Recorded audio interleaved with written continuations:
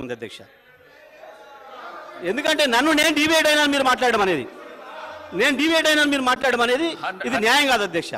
ఇది న్యాయం కాదు అధ్యక్ష. ఇది నేను గౌరవ సభ్యులను కోరుతా ఉన్నాను, ఏది కూడా చైర్ పై రిమార్క్స్ వచ్చే విధంగా సభ్యులు మాట్లాడకూడదని ఈరోజు మేము చెప్తా ఉన్నాము.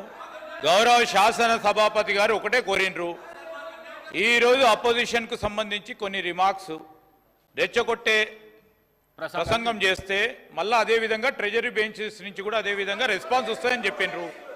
ఈ రోజు వారు చెప్పడం విషయంలో వారు చెప్పారు. రెండవది అధ్యక్ష, వారు నిత్యం ఈరోజు సభ్యత సమాజం మొత్తం కూడా చూస్తూ ఉంది అధ్యక్ష.